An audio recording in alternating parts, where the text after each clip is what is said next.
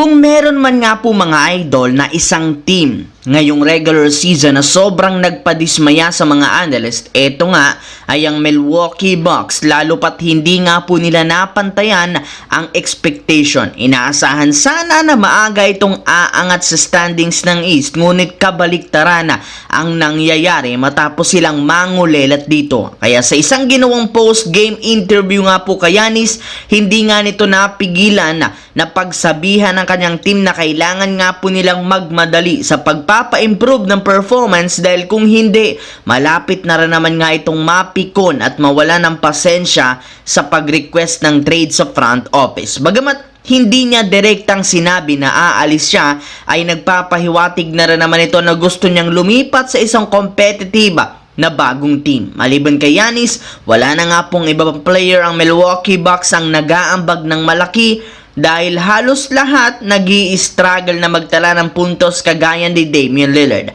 Huli pa nga sa camera na ayaw na ni Giannis umupo sa kanilang bench at makasama dito ang kanyang mga kakampi dahil halos lahat mag-isa lamang niyang binubuhat ang Milwaukee Bucks. Samantala, kagaya nga po ng napag-usapan natin, simula nga po nang magkaroon ng Los Angeles Lakers ng kanilang unang losing streak, hindi na nga po naawat pa ang paglabas ng mga trade rumors patungkol sa kanila. May ibinulgar pa nga pong balita kahapon na pasikreto nga pong nakikipag-usap ang front office ng Lakers sa Utah Jazz para makagawa ng isang trade sa pagitan ni D'Angelo Russell at Walker Kessler na sinasabing sentro na matagal na nga po nilang gustong makuha.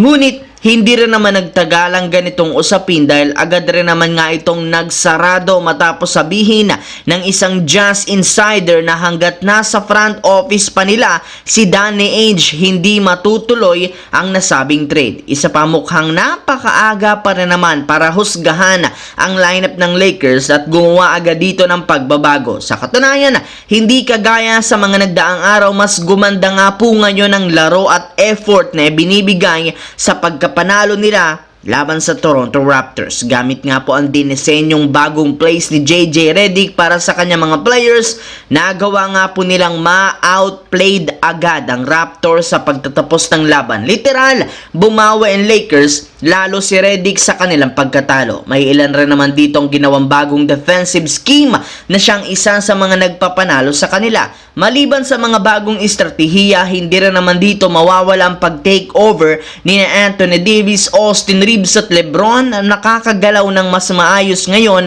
hanggang sa makuha nila ang pang-apat na panalo. For the first time mga idol, simula 2016, nagkaroon ng Cleveland Cavaliers ng kanilang pinakamagandang simula sa regular season matapos silang maging undefeated. Kaya puro mga papuri ang natatanggap nila ngayon. Bagamat wala silang ginawa ni isa mang pagbabago sa nagdaang off-season para mapalakas ang lineup, nagawa para naman nga po nilang maipanalo ang mga unang laban. Kaya isang malaking katanungan, papaano nga ba nila ito nagawa? Well, ayon sa source, kumpara last season, meron sila ngayong mas mahusay na head coach na si Kenny Atkinson na kanilang nakuha mula sa Golden State Warriors. Gamit ang talento, diskarte at game plan nito, hindi nga sila nahihirapan pa na makapag-generate ng opensa. Sa katunayan, para sa mga hindi dyan nakakaalam, ang Cavaliers nga po ang best offensive team ngayong season. Hindi na rin naman sila nagkakaproblema pa sa depensa dahil alam na rin naman ito